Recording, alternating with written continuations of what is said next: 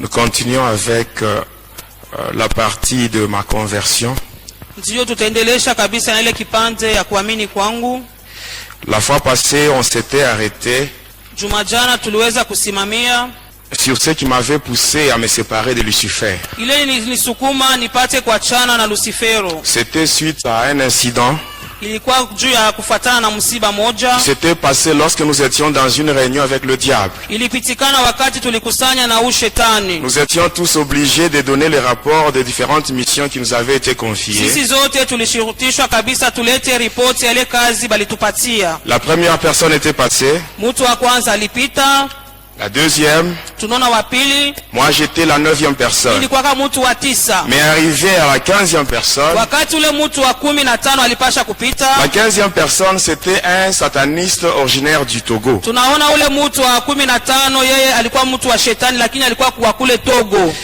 Amen. Amina. Quand il devait donner le rapport de sa mission, il avait dit qu'il avait connu un échec. Amen. Amina. Et quand il cherchait maintenant à expliquer le pourquoi de son échec, il avait cité le nom de Jésus. Et nous tous, nous étions tombés ensemble avec le diable. Et moi, avant cela, je croyais que c'est le diable qui était au-dessus de toutes choses. Je croyais que sa puissance était au top. Alors comme j'avais un délai que le diable m'avait imposé, j'avais peur et je ne savais pas quoi faire. Alors lorsqu'il était tombé, juste parce qu'on avait prononcé le nom de Jésus, à ce moment-là, je m'étais dit, quand j'étais de retour à Likasi, je m'étais dit ceci, donc cet homme, quand il me parle qu'il est au-dessus de toutes choses, à partir de ce qui vient d'arriver, j'ai fini par comprendre qu'en dehors du diable, il y a une puissance qui est au-dessus de celle de Lucifer. Et cette puissance, c'est la puissance du Seigneur Jésus. Amen, amen. Amina. Nous continuons aujourd'hui avec ma conversion. Mais le vendredi, je vais vous parler sur ma délivrance. Ce qui m'était arrivé le 20 décembre de l'année 2003. Le 20 décembre 2003. Lorsque j'étais mort. Et on se préparait déjà pour aller m'enterrer. Mais pendant ce temps-là, j'étais dans le monde astral. Plus précisément dans le séjour de mort, avec des chaînes et un cadenas au niveau de la bouche. Et tout était terminé pour moi. Amen. Amen. Quand tout était terminé, c'est là où maintenant Jésus avait pris maintenant la relève. Et c'est là qu'il m'a délivré. Ça, c'est ce que je vais expliquer le vendredi. Pour aujourd'hui, je continue avec ma conversion. Et la dernière fois, avant de terminer, je vous avais dit ceci.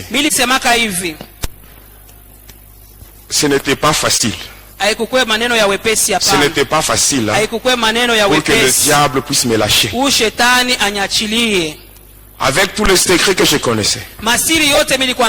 Avec toute la formation que j'avais reçue de sa part. Il m'avait formé pour combattre le chrétien. Pour détruire, saboter l'œuvre de Dieu. Il m'avait donné beaucoup de stratégies. Beaucoup de techniques et beaucoup de stratégies. Beaucoup de techniques pour combattre le chrétien et détruire, saboter l'œuvre de Dieu. Alors quand le Seigneur Quand j'ai cherché à donner ma vie au Seigneur Jésus, le diable, sachant très bien que si cet homme est délivré et qu'il commence à dévoiler mes secrets, beaucoup d'enfants de Dieu seront affermis et beaucoup de gens seront délivrés. Alors pour cela, je ne dois pas le lâcher facilement. Faire le pacte avec le diable, c'est facile. Mais se séparer avec Satan, c'est pas une chose facile. Amen, amen. Amen. Pour aujourd'hui, j'aimerais insister sur un point. Le Seigneur Jésus a besoin de nous aider tous. Et d'une manière particulière, il a besoin d'intervenir dans ta vie. Mais toi aussi, tu dois faire quelque chose. Comme la fois passée, je vous avais dit, si tu as besoin de l'intervention du Seigneur Jésus, il faut que tu prennes le risque de dire la vérité. Et en disant la vérité, le monde n'aime pas la vérité. Le monde va te haïr à cause de la vérité. Ta famille peut te rejeter. Tes amis peuvent t'abandonner. Mais Jésus, lui, ne va pas t'abandonner. À cause de la vérité, Jésus ne t'abandonnera jamais. Parce que lui-même, il est la vérité. Et à cause de la vérité que tu vas dire, Jésus ne va pas t'abandonner. Il est l'ami fidèle. Mais bien aimé, même quand vous venez à l'église, j'aimerais vous demander une chose. Quand vous venez à l'église, il faut se dire ceci. Amen. Les hommes de Dieu, le pasteur, les évangélistes, les intercesseurs, ce ne sont pas eux qui vont donner la solution à ton problème. C'est lui qui va donner la solution à ton problème. C'est lui qui va t'accorder la délivrance. C'est le Seigneur Jésus. Le pasteur, les intercesseurs, les évangélistes, ce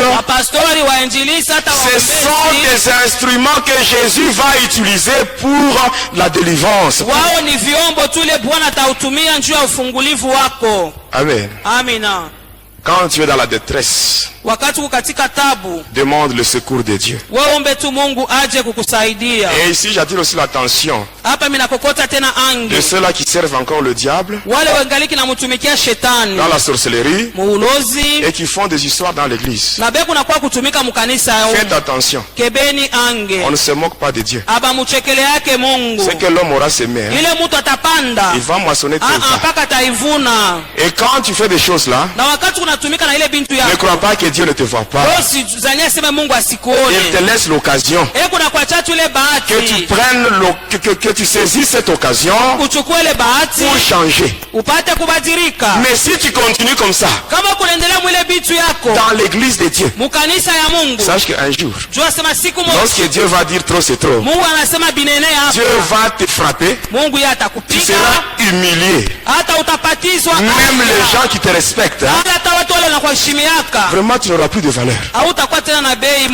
Amen. Lisons la parole de Dieu. Le premier livre, nous lisons le livre des Psaumes, le chapitre 60 et le verset 13. Le deuxième livre, nous lisons l'épître de Paul aux Galates, le chapitre 6 et le verset 7. Le dernier livre, c'est le livre d'Ésaïe, le chapitre 66 et le verset 16. Psaume 60 verset 13, nous lisons au nom de Jésus. Donne-nous du secours contre la détresse. Le secours de l'homme n'est que vanité. Galates 6 verset 7 nous dit ceci. Ne vous y trompez pas. On ne se moque pas de Dieu. Ce qu'un homme aura semé, il le moissonnera aussi. Ésaïe 66 verset 16 nous dit ceci. C'est par le feu que l'Éternel exerce ses jugements. Et c'est par son glaive qu'il châtie toute chair. Et ceux que l'Éternel tuera, c'est que tuera l'Éternel seront en grand nombre. Amen. Amen, amen. Lorsque j'étais rentré de cette fameuse réunion qu'on avait eue avec le diable et qui a fini par l'incident où le diable était tombé ensemble avec nous lorsque le nom de Jésus était prononcé dans ce monde-là. Alors, quand j'étais rentré, je savais que le diable m'avait imposé un délai. Et il m'avait dit que le délai devait prendre fin le 5 février de l'année 2003. Or, on était déjà à la fin de l'année 2002. Alors, qu'est-ce qui s'était passé? Arrivé l'année 2003. Amen. Je m'étais dit ceci. Comme on a cité le nom de Jésus, là où nous étions, et que tous ensemble avec le diable nous étions, alors je dois me rendre là où on cite ce nom-là. Et là je verrai les hommes de Dieu. Ils vont prier pour moi en citant ce nom-là. Et ainsi les démons qui sont en train de me déranger vont prendre fuite. Et ainsi que c'était passé, un jour, j'avais rencontré un ami. Son nom c'est le frère Thierry. Alors il m'avait conduit chez son pasteur. C'était à Likasi dans la commune de Kikula sur l'avenue Tanganyika. C'était la nuit. Il y avait une veillée de prière. Nous étions arrivés là à 21h30. Il y avait le pasteur et les intercesseurs. Ils étaient en grand nombre. Alors qu'est-ce qui s'était passé? On m'avait conduit chez le pasteur. On est allé se mettre quelque part avec le pasteur. Et là je lui relatais maintenant mon passé. Et après avoir terminé, il me dit ceci: ça va, nous allons nous occuper de ton cas. Mais pour l'instant, tu vas te mettre dans ce coin-là. Et il m'avait donné une chaise et je m'étais mis à bas. Et la prière avait commencé. Arrivé à minuit. C'était une veillée de prière où il y avait seulement les intercesseurs. Ils étaient plus de 30 personnes. Alors qu'est-ce qui s'était passé? Arrivé à minuit, le pasteur m'avait appelé. Il me dit: mets-toi là. Alors qu'est-ce qui s'était passé? On avait enlevé le banc qui était là. Alors il y avait un espace vide qui était resté. Et on m'avait demandé de me mettre là au milieu. Et les intercesseurs m'avaient entouré. Et là ils commençaient à prier. Ils avaient beaucoup prié. Ils citaient le nom de Jésus. Mais je ne sentais rien.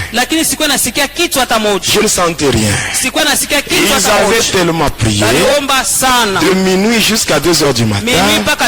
J'étais là, je le regardais et je ne sentais rien. Il n'y avait aucun effet sur moi, malgré que ces gens-là étaient en train de citer le nom de Jésus. Et bien, me faites attention. Le nom de Jésus. Amen. Quand ce nom-là est cité par une personne qui vit dans le péché, il n'y aura rien. Mais si ce nom-là est cité par une personne qui marche dans la crainte de Dieu, et là automatiquement il y aura des effets. Ces gens-là priaient et à la fin ils étaient fatigués. Le pasteur était allé se mettre devant la porte. pastor anaenda kuikala kule kumulango. Alors eux, les intercesseurs, ils continuent à prier. Waombezi wanaendelea na kazi yao. Pendant qu'ils priaient, wakati walikuwa naomba, ils étaient fatigués. Bakachoka. Et comme ils voyaient qu'il n'y avait rien sur moi, vile baliona kuna kitu kinafanyika juu yangu, alors ces gens-là commençaient maintenant à me donner des coups de poing au nom de Jésus. Sasa bakaanza kunipika makofi katika jina la Yesu. On me donnait des coups au nom de Jésus. Mangumi katika jina la Yesu. Mais pendant qu'ils me donnaient des coups, wakati walikuwa napika mangumi, mais je sentais comme s'ils étaient en train de me gratter. Nilikuwa nasikia kama beko naniparula kwa mwili. J'ouvre les yeux. Ninafungua macho yangu. Je regarde les intercesseurs qui m'entouraient. Ninaangalia wale waombezi walikuwa wananizingira. Ils étaient tous nus. Wote walikuwa uchi bila mavazi. Sans habit. Bila vazi hata moja. Si tu ne marches pas dans la crainte de Dieu, si tu n'as pas une vie de sanctification, ne t'en pas de chasser les démons, mais tu vas faire la honte du nom de Jésus. Amen, amen. Amina. Alors quand ces gens-là me frappaient, alors là j'étais fâché, j'étais énervé, et je me disais à moi-même, le fait de venir ici et dévoiler tous mes secrets, c'est une trahison vis-à-vis du diable. Alors comme il n'y a rien, lorsque je vais rentrer chez moi, on va sérieusement me frapper, et avant que je sois frappé, et là, alors là, je commence d'abord à faire frapper ces gens. Bon, je vous dis la vérité. Vous voulez que je puisse sauter cette étape? Je vous dis la vérité, hein, c'est ce qui s'est passé. Alors là, je commençais à donner des coups. Ce n'était même pas des coups que je donnais sérieusement. Je poussais seulement ces gens. Et quand je poussais, ils sautaient. Ils tombaient sur des bancs. Les bancs étaient cassés. Et là j'étais sorti.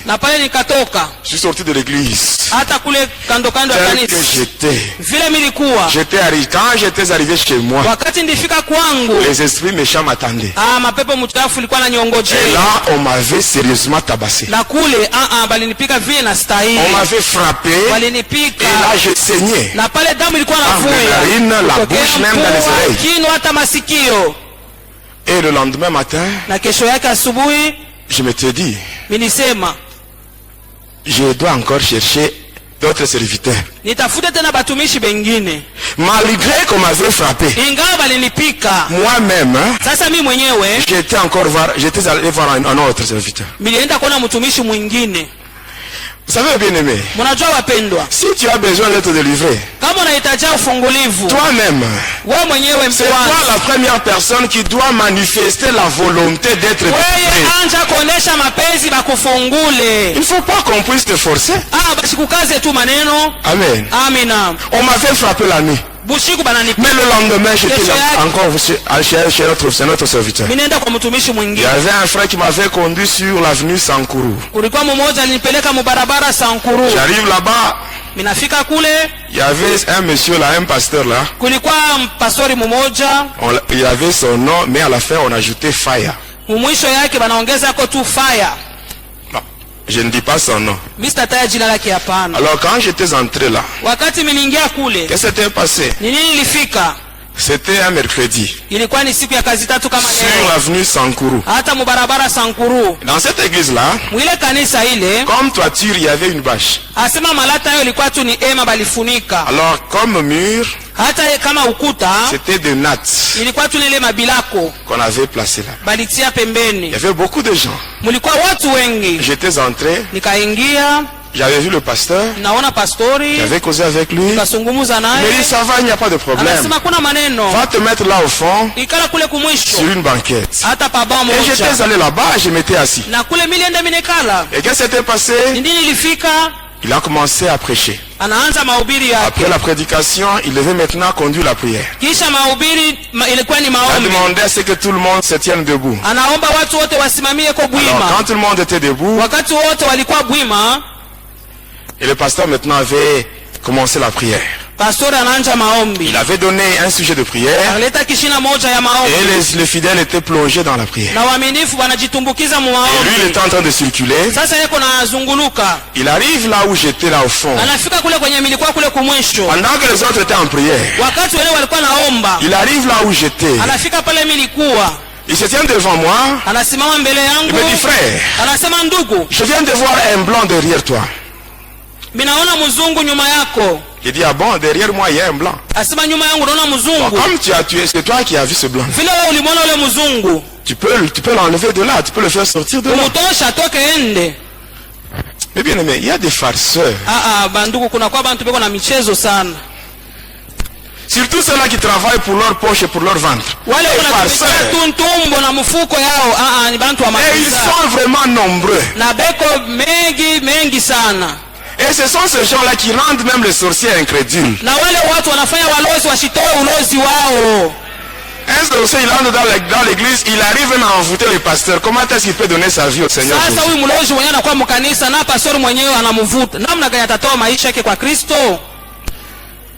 Amen.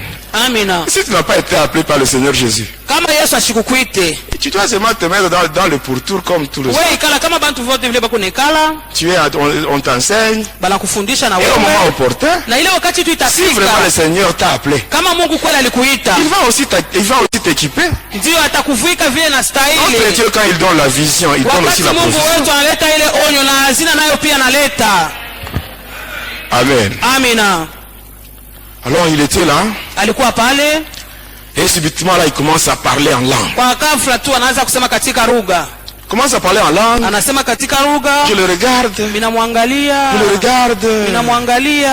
Un homme sans habit. Et là il cherchait maintenant à me tenir.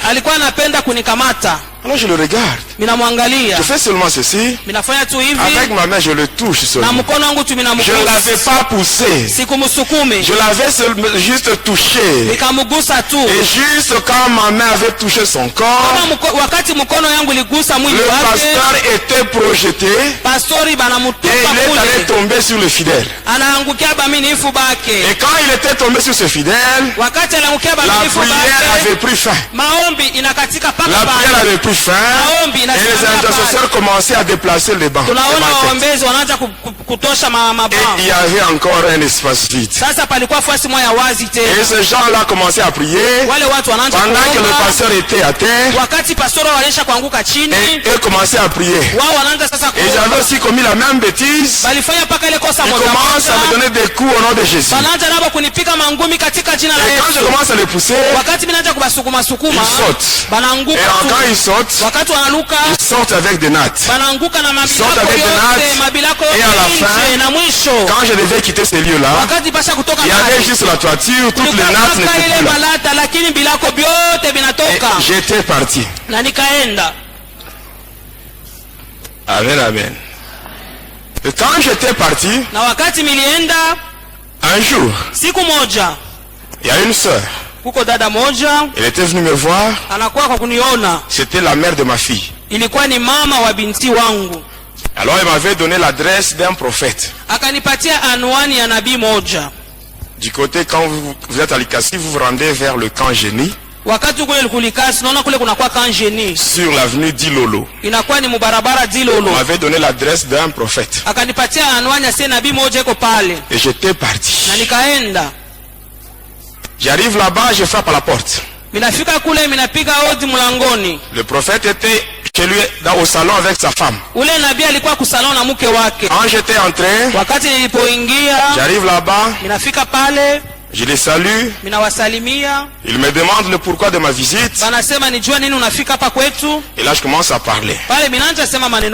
Je commence à parler que je suis sataniste, je cherche la délivrance. Et je voulais ajouter. Il me dit tais-toi.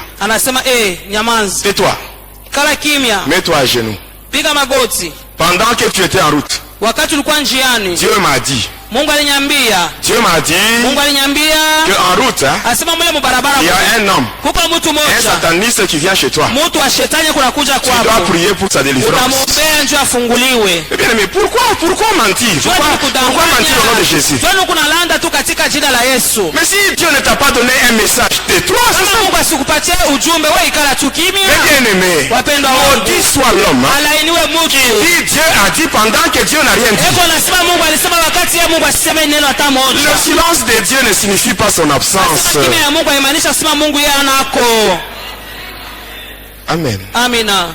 Alors, kisha me dit mets-toi à genoux. Asema piga magoti. Et comme c'est moi qui étais dans le besoin. Kama ni vile njoo mnihitajia kabisa kufunguliwa. J'étais obligé d'obéir. Mimi nilishitulisha kabisa. Et j'avais obéi à cet homme-là. Na nilimtii ule mtu. Je m'étais mis à genoux. Ninapiga magoti yangu. Alors il vient. Anafika.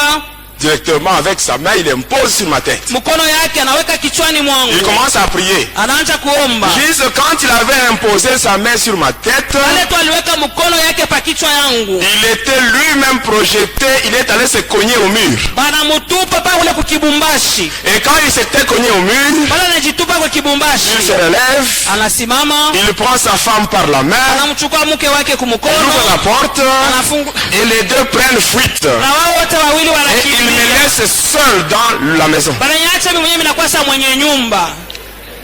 Et quand j'avais ouvert la porte, ils étaient déjà dans la parcelle. Et juste quand j'avais ouvert la porte, ils me voient, ils quittent la parcelle, ils se retrouvent maintenant sur la route. Et même les gens, les voisins de voisins étaient venus. Il y avait beaucoup de gens là-bas. Alors comme j'avançais, le prophète et sa femme, ils avaient quitté même la route pour aller maintenant dans la parcelle de l'autre côté. Lui qui avait dit que Dieu lui avait dit. Voyez, pourquoi tromper? Il y a des gens qui croient que non, Dieu agit seulement par la prophétie. Parce qu'aujourd'hui il y a même des prophéties fabriquées. Les vrais prophètes, ils sont là, ils existent. Mais ils sont en petit nombre. Mais ceux qui sont en grand nombre, ce sont les faux prophètes. Parce que même moi, j'étais prophète. J'ai parlé en langue. J'ai prophétisé. Amen. C'est triste. Et j'étais sorti de là, j'étais rentré chez moi. J'arrive chez moi, on m'attendait. Et là, on m'avait encore frappé sérieusement. J'étais resté chez moi. 2 jours plus tard, il y avait un autre frère qui était venu me voir. Et il me donne l'adresse d'un autre prophète. J'étais parti. J'arrive là-bas. Je frappe à la porte.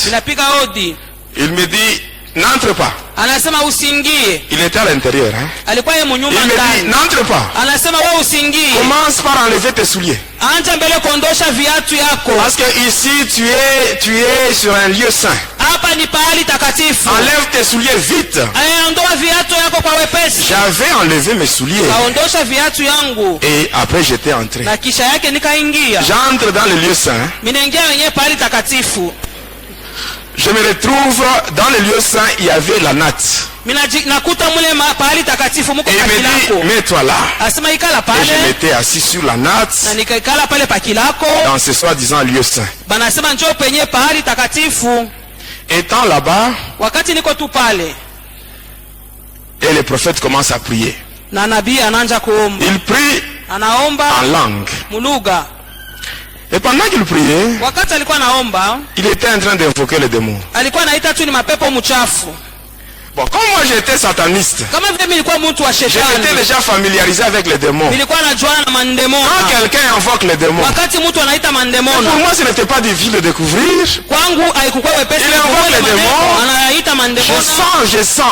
Et après je le regarde, un sataniste de niveau vraiment très bas par rapport à moi. Alors je me lève. Je dis, toi, Tu oses faire ça sur moi. J'avais fait ce geste. Je fais ça sur son visage. Je cache ça derrière moi. Et je crache sur lui. Et j'étais parti. 2 jours plus tard, le prophète était mort. Et par après, j'ai continué toujours. Et après, on m'avait donné l'adresse d'une autre église en ville. J'étais allé là-bas. J'arrive à l'église. L'église était dans la même parcelle avec la maison du pasteur. J'étais entré. J'entre seulement dans l'église. Je cause avec le pasteur. Il y avait des mamans là, les intercesseuses. Et après le pasteur me dit, aujourd'hui, tu seras délivré. Et quand il me dit ça, j'étais content. Et après quelques minutes, j'entends des bruits comme le hurlement du cheval. Alors quand j'avais juste entendu ce bruit là, j'étais mal à l'aise. Parce que c'était un démon qui répond au nom de Karavanda, qui est le secrétaire du dragon de la mer. Alors il était descendu dans l'église avec son fouet. J'étais là debout. Je ne faisais rien. Mais je voyais le pasteur et les intercesseuses, les mamans. Caravane avec son fouet. Le fouettait sérieusement. Et ne voyait pas celui qui fouettait. Et ils avaient plus fuite. J'étais resté seul dans l'église. Les pasteurs étaient allés chez lui. Il prend de l'eau dans une casserole. De l'eau chaude. Il vient avec ça dans l'église. Il entre. Je sais seulement de bouger. Il lance ça sur moi. C'était de l'eau chaude. Donc quand j'avais essayé de bouger, il laisse la casserole. Il sort en courant. Et j'étais resté seul. Et après, j'étais mouillé. Parce qu'il avait versé de l'eau sur moi. J'étais mouillé. Et là je sortais de la parcelle. Alors quand je sortais, il me dit frère, arrête-toi. Alors je m'étais arrêté. Il vient. Il me dit ceci. Frère, Dieu m'a dit. Dieu vient de me dire pour ta délivrance, il faut faire la sélection. Il faut faire une coalition de 10 pasteurs. Un seul pasteur ne peut pas prier pour toi. Mais bien aimé, ça c'est la folie. C'est la folie. Amen. Tu peux être seul. Tu peux être seul face à 100 ou à 1000 satanistes. Ils ne peuvent rien faire contre toi. Parce que ceux qui sont avec toi sont en plus grand nombre que ceux qui sont avec toi. Mais c'est ce qui s'était passé quand les Syriens étaient allés vers Élisée. Son serviteur Géasi était en train de trembler.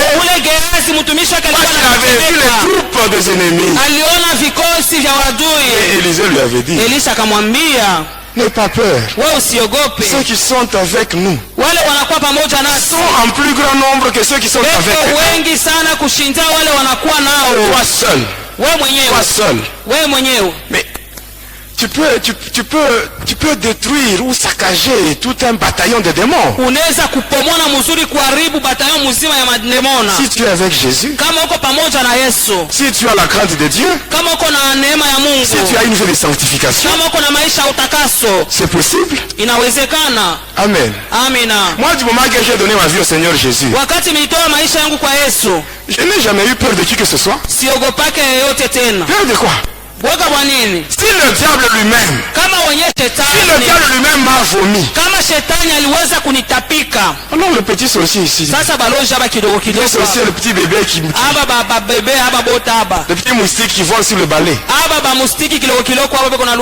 le petit rosicrucien qui fait des bruits à Lubumbashi. Mais avoir peur de ces gens-là. Mais ils sont plus petits, plus petits. Parce que c'est lui qui est en nous. Mais il est plus fort plus que tous les démons qui sont dans les capteurs, les rosicruciens, les sorciers.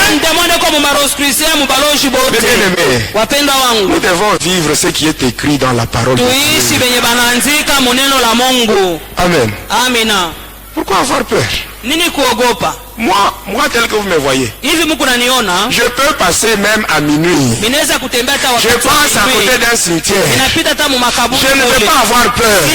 Parce que je sais que mon Dieu à moi, il est puissant. Je peux marcher tête haute pour en balançant le bras. Je passe parce que j'ai confiance. Et je connais ma relation avec Jésus. Je connais ma relation avec mon Dieu bien-aimé. Voilà pourquoi même quand je témoigne, il y a des petits sorciers qui m'envoient des flèches. Tout ça, quand ils font tout ça, moi j'ai pitié de ces gens. J'ai pitié de ces gens parce qu'ils ne peuvent rien me faire. Si Dieu est pour moi, qui sera contre moi, mes bien-aimés? Pourquoi avoir peur? Tu trouves on a placé des fétiches la nuit. Tu te réveilles le matin, tu commences à trembler. Prends ces choses, brûle au nom de Jésus, il n'y aura rien. Amen. Amina. Quand tu as peur, quelque part, si tu as peur, ça veut dire quelque part ta relation avec Jésus n'est pas bonne.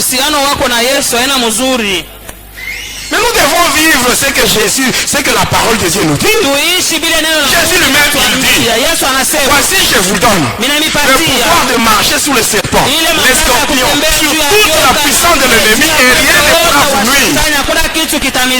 Et c'est la vérité. C'est la vérité. Moi on m'a déjà piégé à maintes reprises. On a déjà envoyé des satanistes. Mais malgré tout ça, je n'ai pas peur. Je vais continuer à témoigner. Je vais continuer à dévoiler les œuvres du diable. Et tout cela pour la gloire de Jésus. Il y a des gens qui tremblent. Quand tu trembles, tu donnes la force à tes ennemis. Et quand tu minimises les ennemis, c'est facile pour toi de les écraser. Amen. Amen. Alors quand j'ai été sorti de cette église-là, on m'avait encore adressé à une autre église. J'étais arrivé là. Alors on commençait à prier pour moi. Ils étaient à 6. Les 4 là se sont précipités pour mettre leurs mains sur ma tête. Et ils étaient projetés. Alors quand ils étaient projetés, les 2 qui étaient restés debout, ils m'avaient abandonné pour s'occuper de ces gens-là qui étaient à terre. Alors là j'étais sorti, j'étais rentré chez moi.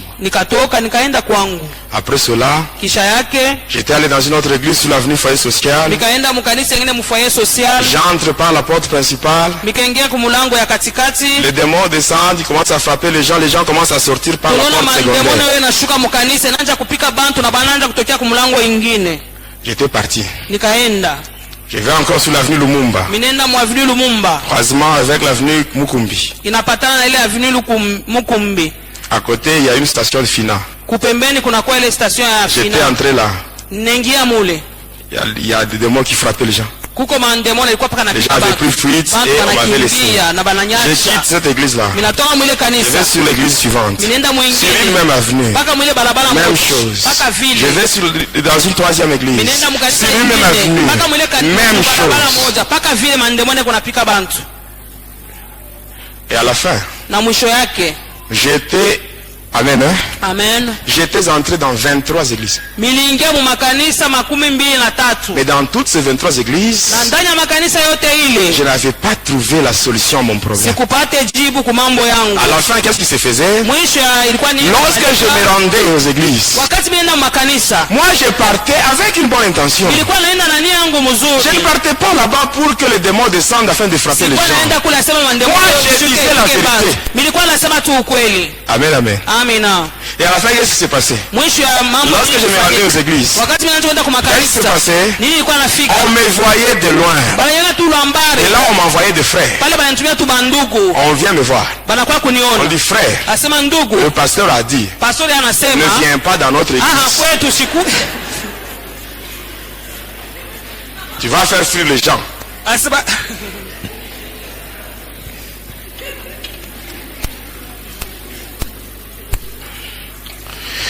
Amen. Amen. On m'est chassé. Et les gars, on disait, cet homme-là, avec ce nom-là, le nom-là que j'avais, on disait non, cet homme-là, il ne peut pas être délivré. Vous ne savez pas, cet homme-là, c'est lui-même le diable. C'est ce que les gens disaient. C'est ce qui était connu. On ne voulait plus de moi dans les églises. Alors, comme on ne voulait plus de moi, je m'étais dit, comme on ne veut plus de moi dans les églises. Or le diable lui aussi il va me tuer si je ne donne pas 2 personnes de ma famille. Alors qu'est-ce que je dois faire? Que je rentre dans ma famille et que je dise la vérité. Peut-être en leur disant la vérité, ils peuvent remédier à mon problème. Alors un matin, j'avais pris mon courage, j'étais allé dans ma famille. Mon père était là. Mes frères et sœurs étaient là. Sauf ma mère, elle était en Zambie. Et quand j'étais arrivé là, il y avait un oncle paternel qui était venu du village. Il était de passage à la maison.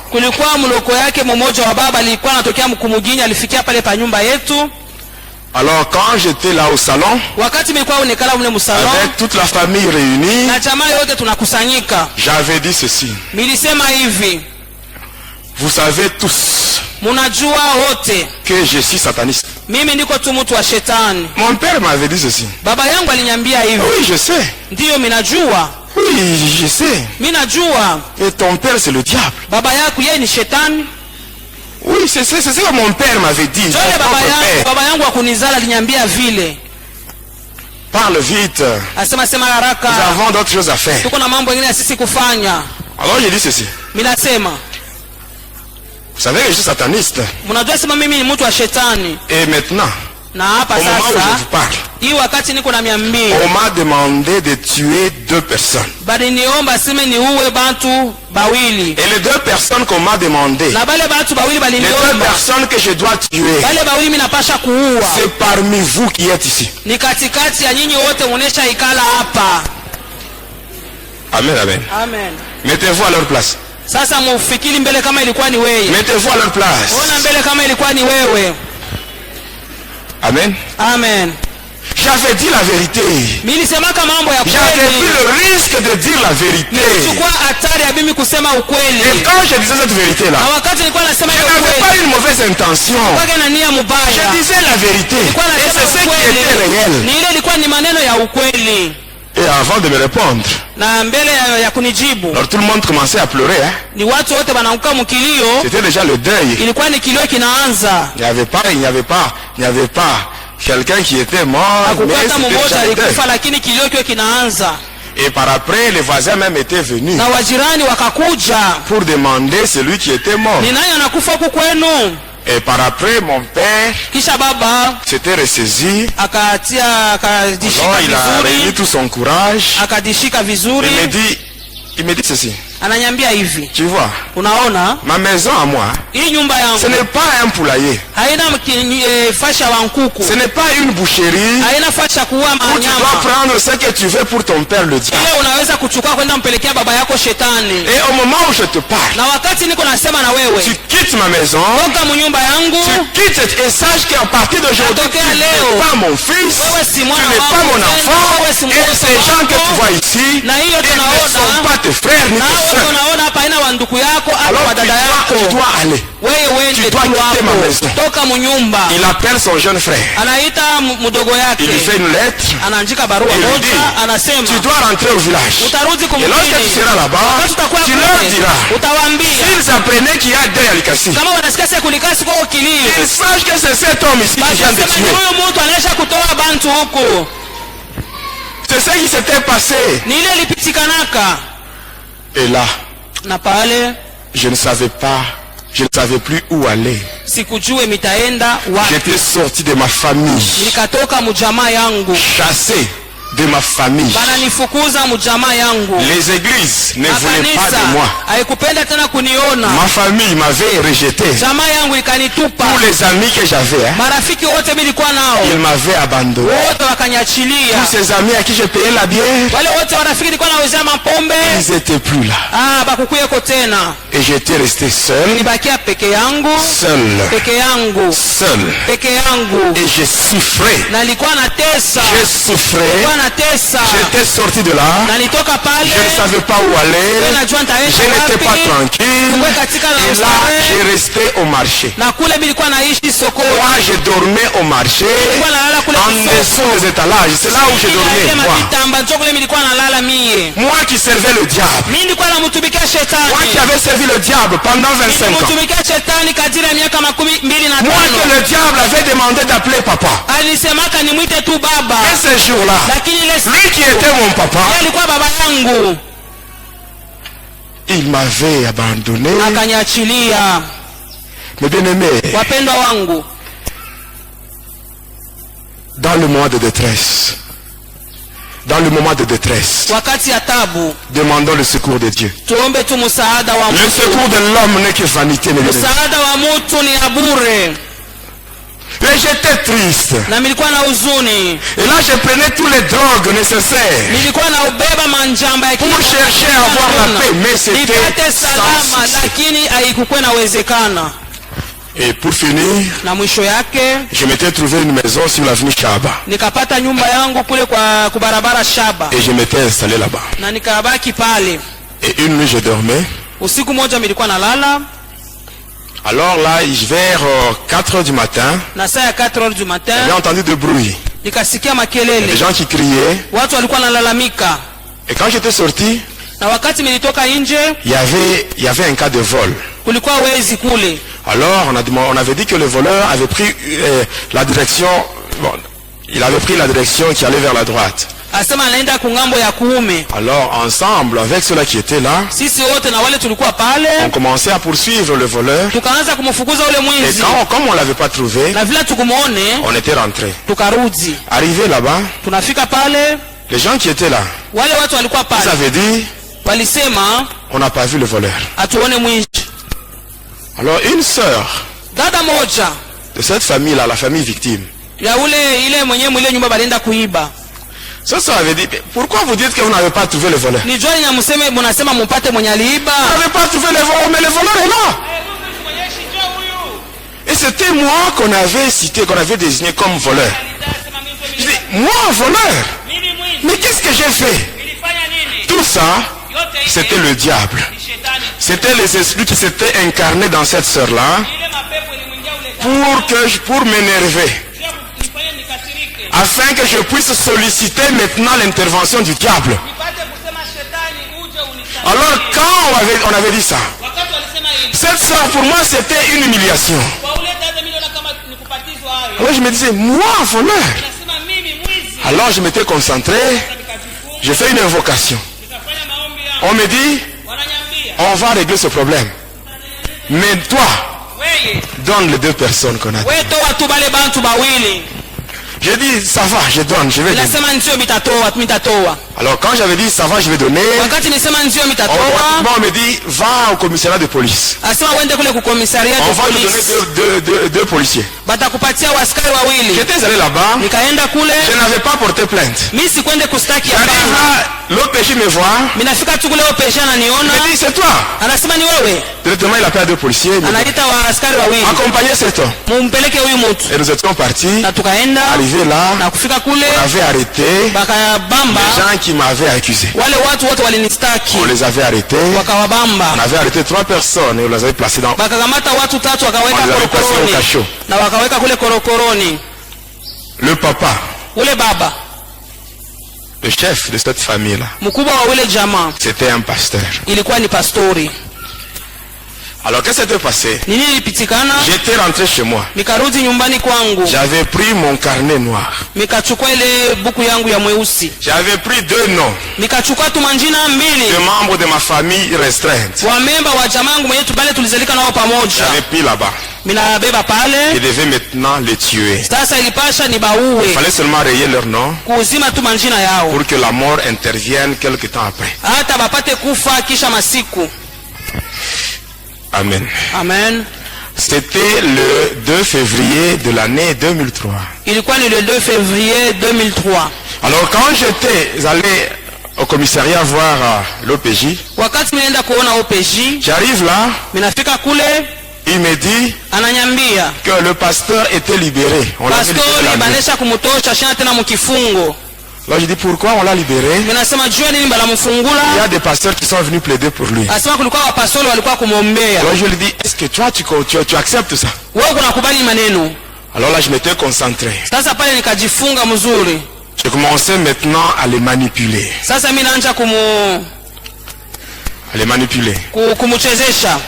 Et là je commence maintenant à lui dicter. Je commence maintenant à communiquer avec lui par télépathie sans le savoir. Je commence à faire la transmission de mes pensées dans sa tête à partir des esprits. Il commence maintenant à rédiger un papier. Et il prend le dossier, il transfère cela au parquet. C'est ainsi que ce papa-là, on l'avait pris de chez lui et on l'avait conduit au parquet. Et maintenant le 3 février, je devais me rendre au parquet. Et quand j'étais arrivé là, ce papa était là. Il tremblait. Le pasteur là. Il me suppliait. Moi je le regardais. Je dis moi, pardonnez cet homme. Pendant que, à cause de cet homme et sa famille, j'ai décidé de tuer 2 membres de ma famille. Il doit mourir aussi. Et pendant que j'étais là, j'attendais le magistrat. Et quelques temps après, il y avait le magistrat. C'était le magistrat Kasongo. Kasongo de Likasi. Il était venu, il m'avait appelé dans son bureau, il m'avait entendu, et après il m'avait dit, tu as raison, tu as raison, cet homme ici, il doit payer. Et là j'étais content. Et quand j'étais sorti, il y avait un papa qui était passé par là. C'était l'oncle paternel à la mère de ma fille. Et quand il m'avait vu, il me dit, non, le pasteur ici, c'est un papa très bien. Il a un bon témoignage. C'est un bon papa. Quand nous étions très jeunes, ce papa c'est lui qui nous avait fait grandir. Ainsi je te supplie, retire seulement ta plainte. Amen. Amen. C'est tel que tu es là. Amen. Amen. Tu dois savoir à bien vivre avec les gens. Parce que ce papa là, Amen. Amen. À cause de son passé. Juu ya maneno yake ya zamani. À cause de ce qu'il faisait dans son passé. Juu ya mambo yake alikuwa anafanya zamani. Il y a eu un homme qui est venu parler à sa place. Kulikuwa mmoja alikuwa kwa kumsemea hapo. Et quand ce papa me parlait, na ule wakati ule baba alikuwa ananisemea, ni ile nilisukuma. Ça va? Mimi nasema ndio. Dans le bureau du magistrat. Mimi naingia katika ofisi ya Bamsi. Je retire ma plainte. Mimi nasema mimi natosha ile mastaki basi. Veuillez ce papa. Bana natosha ule baba. Alors lui me dit ça va, comme toi tu as été ta plainte, mais moi en tant que magistrat il sera aussi me donner l'argent comme amende de l'État. Il dit ça va, ça c'est ton problème. Entre toi et lui. Moi et ce papa c'est terminé. C'est comme ça que j'avais laissé ce papa. Mais sur moi, je savais que 2 membres de ma famille devaient mourir. C'était le 3 février. Et là j'ai quitté le parquet. Je me rendais vers le centre de la ville. Et pendant que j'évoluais, j'avais un colis. Dans ce colis, il y avait un flacon. Et dans ce flacon-là, il y avait un mélange du sang humain avec le parfum Hausarabia. Il y avait un livre qui avait la mention les plus grands secrets de Lucifer. Il y avait un crucifix. Et il y avait aussi un mouchoir que j'avais reçu lorsque j'avais adhéré dans l'ordre de Primacuria au sein de la magie. Vous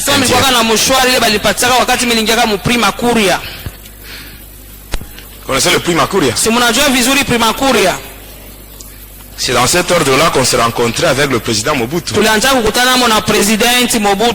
Même la vente de notre pays au diable. Notre pays, le Congo, quand il était encore Zaïre, Mobutu l'avait vendu. Et sachez que notre pays, pour sortir de la souffrance, Amen. Amina. Ce n'est que par la prière. Par la prière et la prière. Nous tous nous avons vu. Lorsqu'il y avait les élections, les gens se disaient qu'avec maintenant les élections, il y aura des institutions qui seront maintenant établies. Et la paix dans le pays. Voyons ce qui se passe. C'est pire. Amen. Amina. Et notre pays peut sortir de ce chaos seulement par la prière. Ainsi, l'Église a la mission de prier pour le pays. Il y a beaucoup de choses. Moi, je connais sur la vente de notre pays. À 2 endroits. La source du fleuve Congo. Et à l'embouchure. À partir d'une loge mystique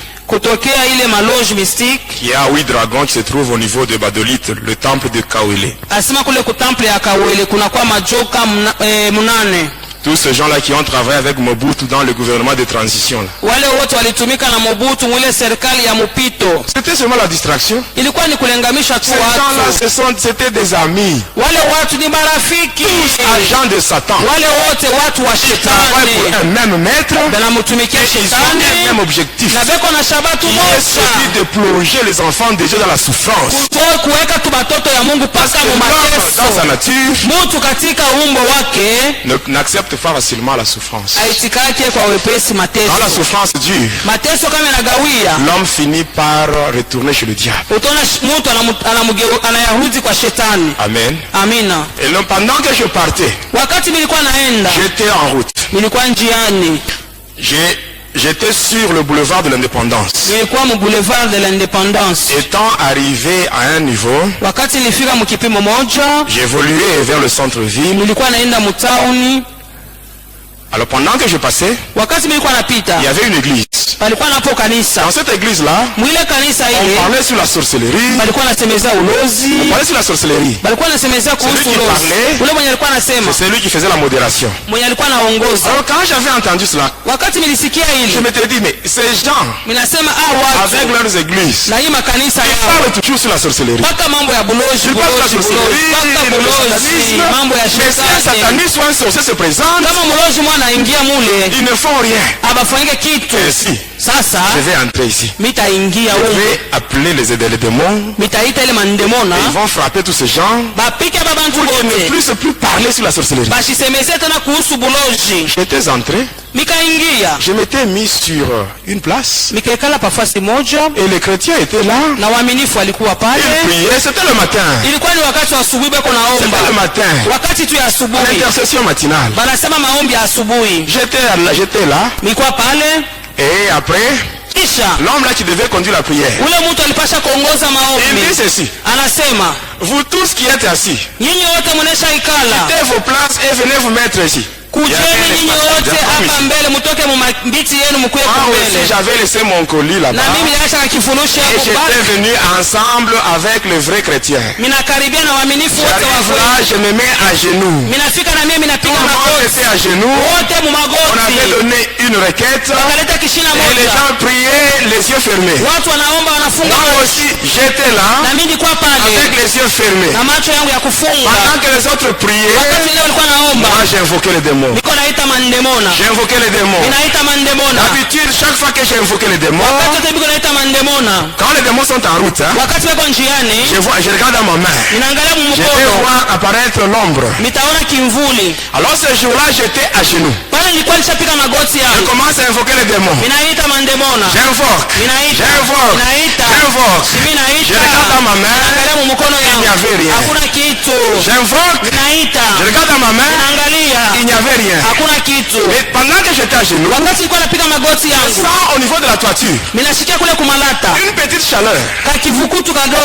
Et cette petite chaleur, elle ne faisait que descendre progressivement. Et pendant que ça descendait, la chaleur augmentait d'intensité. Et pendant que ça augmentait d'intensité, ce n'était plus la chaleur. C'était plus la chaleur, mais c'était le feu. C'était le feu. C'était le feu. Et pendant que ça descendait, c'était arrivé sur ma tête. Alors quand ça m'avait touché à la tête, mes bien-aimés, c'était terrible. Tel que j'étais sataniste, je t'arrivais devant un brasero. Il y a des braises là, bien allumées. Je vais introduire ma main là-bas. Je prends une braise, je ferme ma main. Et quand je ferme ma main, que la braise sera éteinte, mais ces jours-là, les feux qui étaient descendus sur moi, c'était pas les feux de brasero, c'était les feux que je n'avais jamais sentis. Et quand le feu descendait sur moi, ça ne s'était pas limité sur la tête, mais ça descendait dans mon corps tout entier jusqu'au pied. Et là, mon corps commençait à brûler à l'intérieur. C'est terrible. Je m'étais infiltré dans l'église de Jésus avec une mauvaise intention. Même toi, sorcier qui m'écoute, quand tu viens à l'église, c'est que tu as toujours l'habitude de faire. Sache que Dieu te voit.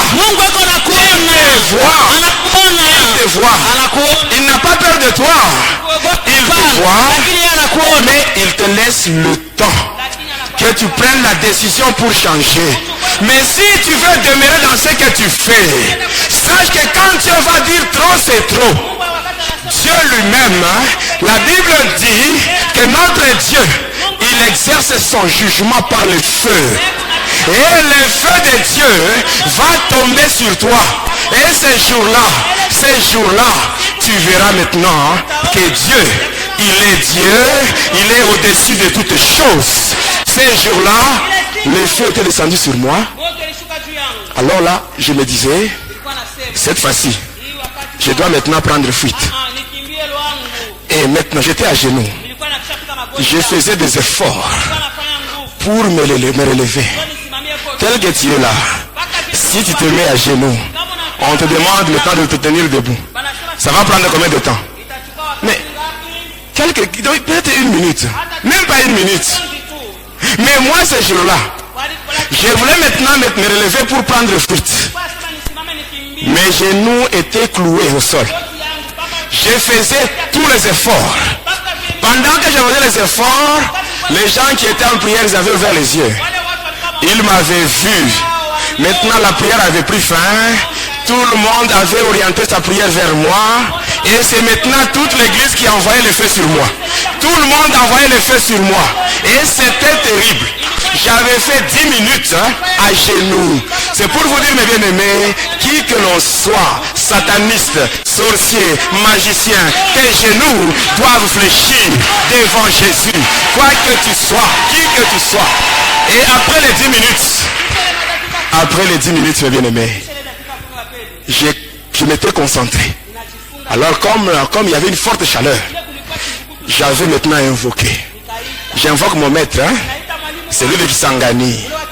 Il n'avait pas répondu. J'invoque le prêtre qui m'avait initié à la magie catholique. Sans réponse. Alors je me dis, comme tous ces gens ici ne veulent pas répondre, que j'invoque maintenant le plus grand maître. Et là, j'avais invoqué Lucifer lui-même. J'invoque Lucifer, même Lucifer ce jour-là, il n'avait pas répondu. Il n'avait pas répondu. Le diable n'a aucun pouvoir sur l'église de Jésus. Il n'a aucun pouvoir sur l'église de Jésus. Et à la fin, j'étais tombé. J'avais perdu connaissance. On m'avait fait sortir à l'extérieur. Étant à l'extérieur, même les gens qui passaient. Le matin, c'était à 9h. Les gens qui passaient en ville, on les appelait, venez voir le sataniste qui est tombé. Même les gens qui me craignaient ces jours-là, j'étais complètement humilié. Parce que c'était au centre de la ville. Et étant à l'extérieur, quand j'avais pris un peu d'air, c'est ainsi que la communication avec Lucifer était rétablie. Il me dit, rentre là-bas. Rentre dans l'église et tue 2 personnes. Pendant qu'on me brûlait, il n'était pas là. Mais il me dit encore de rentrer. Voyez comment il est moins sérieux. C'est ça la grande différence avec Jésus. Mais bien aimé, c'est ça la grande différence avec Jésus. Quand tu pars en mission avec le diable, avec les démons, tu arrives là-bas. Les choses commencent à se compliquer. Les démons et le diable, ils prennent fuite et ils partent. Mais si tu vas avec Jésus, les choses se compliquent. Jésus te dit, mets-toi derrière moi et moi-même, je vais maintenant combattre à ta place. Je vais combattre à ta place. C'est ça la grande différence avec Jésus. Pour aujourd'hui, on s'arrête par là et on continue prochainement.